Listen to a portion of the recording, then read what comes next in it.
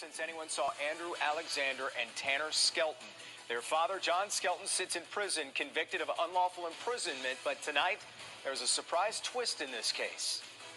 John Skelton has admitted to making his kids disappear, saying he gave them to an underground group. But nearly a decade has passed and no sign of the boys or this group John spoke of. Now, his story has changed over the years, and his only supporters, his family, have stuck with him. But as Sandra Ali shows us for the first time, that might have changed. Today marks the 8-year anniversary of the day the Skelton brothers vanished. We've been following their case from the very beginning. And now, in the most surprising twist yet, you're about to hear what their grandfather is saying about their mysterious disappearance. This past summer, John Skelton Sr., his wife Roxanne, and daughter Lucinda went to visit John in prison. After that visit, they said they would never go back. Skelton says he feels John isn't sharing everything he knows. He's hiding information. Well, I'm not gonna say he's not telling the truth, but I think he's telling the truth. But the truth, the whole story, other things concerned, he's hiding. This is much different than what we heard from Skelton Sr. back when we visited the family at their home in Jacksonville in October of last year. I don't care how drastic things could have gotten in his mind. He would have not hurt the boys.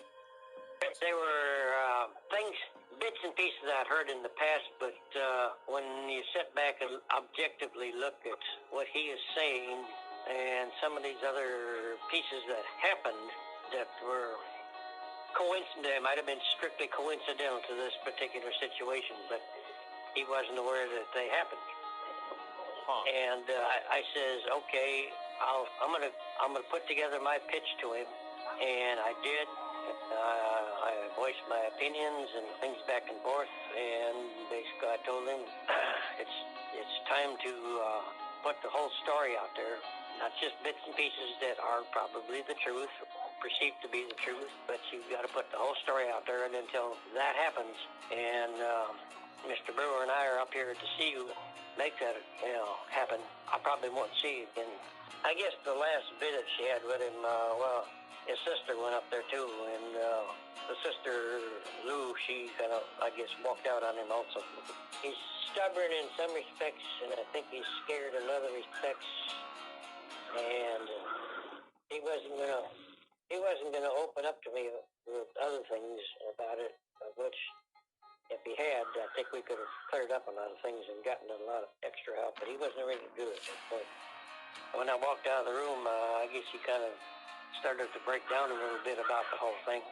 I think I will end up talking to him again, if the conditions are right and he has come to his senses and is willing to do what I think is going to have to be done on this whole situation. Then I will be there with the state officials, and we will sit down as a conference and go from there. There's no one out there that really believes his story truly. Does that help me? Absolutely, because it does kind of back him into a corner. At the end of the day, this case is very simple. John was their dad. He was with them the night that they went missing. And whatever we can do for him to make him feel comfortable enough to trust us, I'm willing to do it.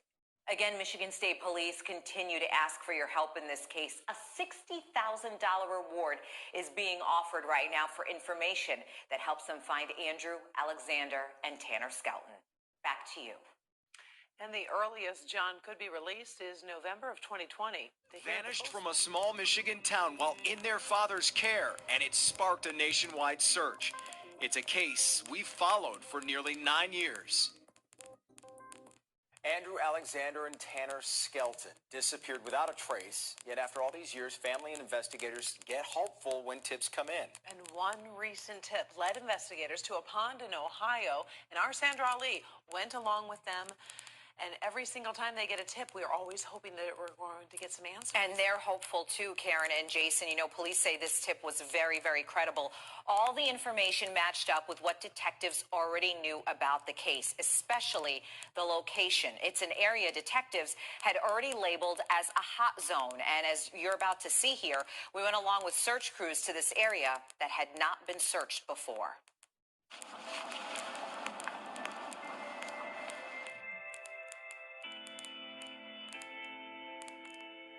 So what leads us to this today? What can you tell us about? We received a tip from an individual who had never come out with this information before. She saw a van matching John Skelton's, the description of the van he was driving, the minivan, parked on the side of the road here on Thanksgiving Day, the day before the boys went missing. Right here. Right here, right in this direction, yeah. And here we are, we're off the highway. Right. We're also up against a wooded area. Right, we're on a main road, we're just south of Morenci, where the phone tracked. The body of water here, as you see to the road, is only, maybe 30, 40 feet off the road. If John Skelton was parked here on Thanksgiving Day, this could have been an area that he was scouting. You get so many tips. Right. But what is it about this that's different enough to warrant all of this? Well, number one, this information has never come out before.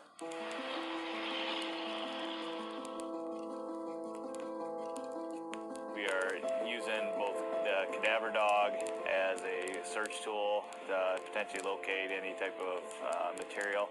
Also using the side scan sonar out in this pond, attempt to locate any larger type objects in the pond, kind of also give us an idea of what the layout of the bottom looks like. These bodies of water seem to be where a lot of things are found, whether that be evidence, the actual bodies.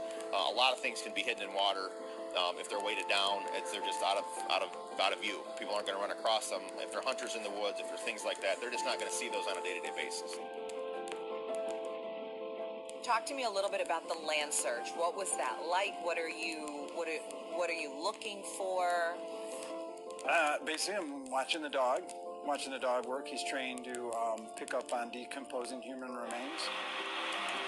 What's it like for you? You've been on this case from the beginning, so this isn't your first call connected to this case. What's it like every time you go out on a search like this? Well, I treat them just as if it's the first search, and I showed up here expecting to find something.